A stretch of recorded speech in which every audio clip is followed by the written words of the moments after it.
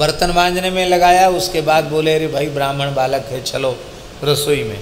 तो कुछ दिन बर्तन मांजे, भंडार में सेवा करी, फिर रसोईया बना दिया और रसोई में सब सिखा दिया, पूरा बढ़िया बढ़िया। महाराज जी सब बना लेते थे, सब तरह की मिठाई, सब तरह के व्यंजन स्वयं बना लेते थे।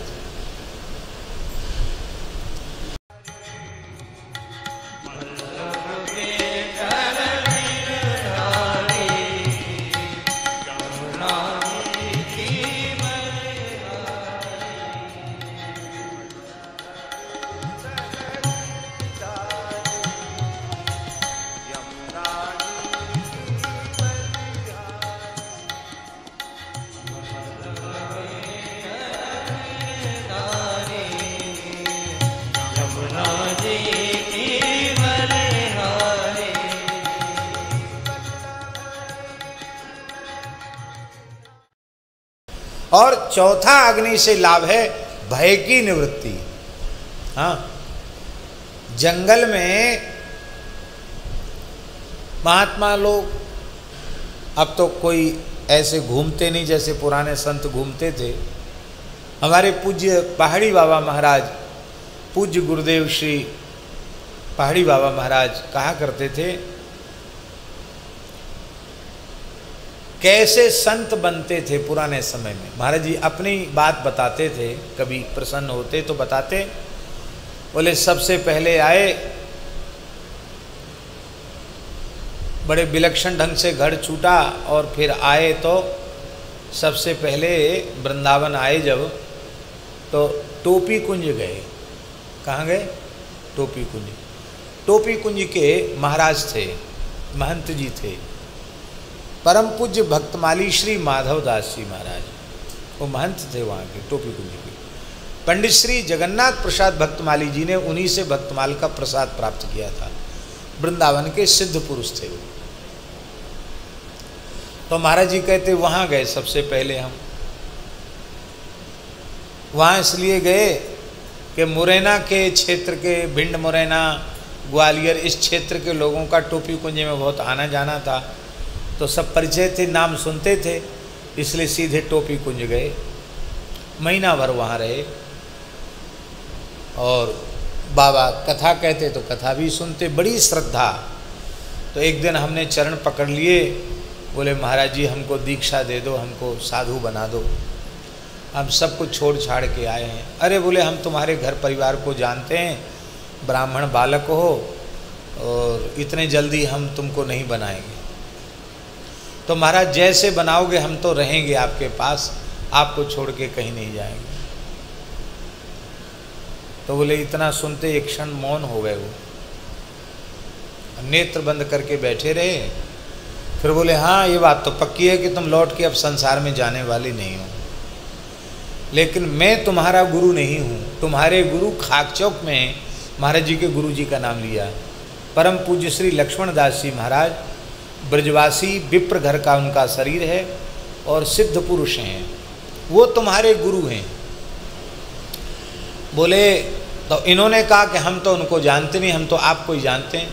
बोले तुम तो कुछ नहीं जानते, पर मैं जानता हूँ कि तुम्हारे गुरु वही हैं, पर वो शिष्य जल्दी बनाते नहीं।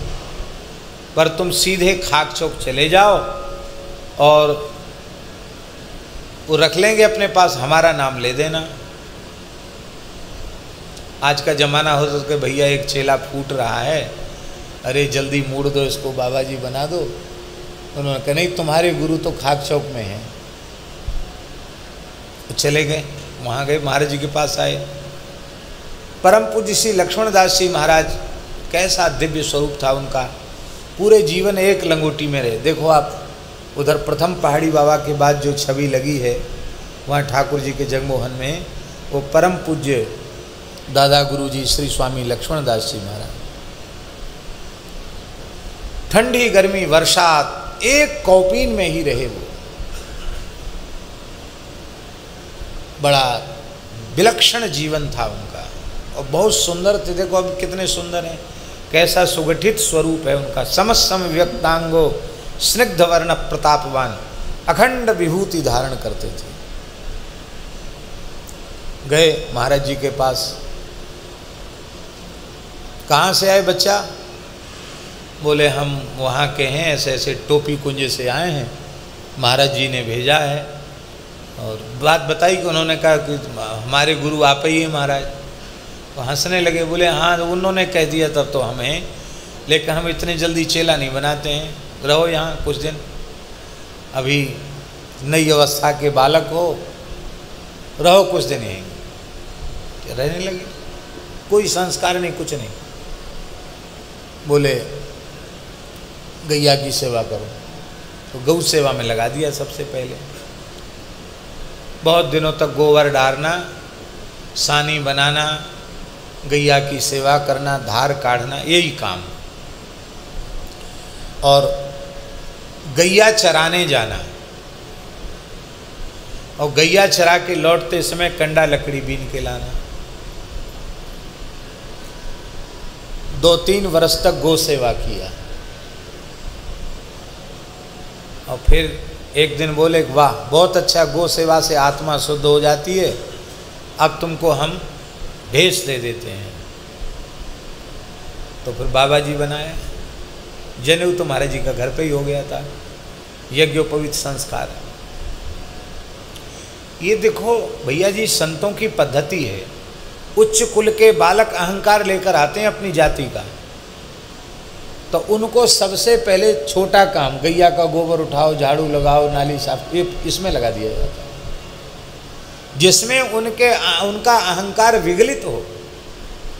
3 वर्ष के बाद गुरुजी प्रसन्न हो गए, बोले अब हम तुमको वेश देंगे। वेश दिया, और वेश देने के बाद पहाड़ी बाबा की तिथि पूर्णिमा, कार्तिक पूर्णिमा पर वेश दिया। और वेश देने के बाद महाराज जी कोई नियम बताओ, तो दास को महाराज जी ने बताया। जब हमको विरक्त वेश दिया महाराज जी ने, तो हमने कहा महाराज जी कोई एक वाक्य बताइए जो हमारे लिए पालनीय हो। तो महाराज जी बोले हम बच्चा पढ़े लिखे साधु नहीं हैं, हम तो बचपन से सेवा की है। हमारे गुरुजी ने हमको वेश दिया था तो एक वाक्य दिया था, बच्चा वेश भगवान का है, इसको लजाना नहीं पुजाना। वही गुरुजी का वाक्य हम तुमको दे रहे हैं, वेश को लजाना नहीं। ऐसा कोई काम जीवन में न बने जिससे संत वेश कलंकित हो। वेश को लजाना नहीं, बस कितनी बढ़िया बात, इतने में ही पूरी साधुता है। वेश को लजाना नहीं, पुजाना, ये भगवान का स्वरूप है। तो फिर इसके बाद चेला बना के और फिर हमको कुछ साधु साई सिखा पढ़ा करके फिर बोले कि अब तुमको रसोई में भर्ती कर देते हैं। तो रसोईया बना दिया, बर्तन मांजने में लगाया। उसके बाद बोले अरे भाई ब्राह्मण बालक है, चलो रसोई में। तो कुछ दिन बर्तन मांजे, भंडार में सेवा करी, फिर रसोईया बना दिया। और रसोई में सब सिखा दिया, पूरा बढ़िया बढ़िया। महाराज सब बना लेते थे, सब तरह की मिठाई, सब तरह के व्यंजन स्वयं बना लेते थे। भैया जी 2 कुंटल चीनी गलाना हो तो हलवाई नहीं बुलाते थे, 2 कुंटल चीनी गलाना हो तो स्वयं। 200-300 मूर्ति की रसोई में कभी हलवाई नहीं बुलाते। गंगादास, दीनबंधु दास, इन सबको जब विद्यार्थी थे इन्हीं के हाथ से मालपुआ का आटा लगवाना और खुद थोड़ा निकाल के फिर बैठ करके सामने निकलवाना पुआ। बहुत बढ़िया पुआ निकालते थे महाराज तई में। 200-300 मूर्ति की रसोई की पुआ तो अकेले निकाल देते थे। रसोई सिखाई। इसके बाद पुजारी बना दिया। ये है कोर्स होता ना, पदोन्नति। फिर पुजारी बना दिया। अब कुछ दिन पुजारी रहे। अब पुजारी रहने के बाद इस तरह से कम 14-15 वर्ष गुरुजी के पास ही व्यतीत, कहीं गए नहीं उतने समय तक। जो सेवा बताई वही की। इसके बाद एक दिन गुरुजी बोले, पुजारी बना दिया था, बोले बस अब हो गया, अब जाओ तुम घूमो फिरो, देश काल का अनुभव करो। बाद में लौट के आना।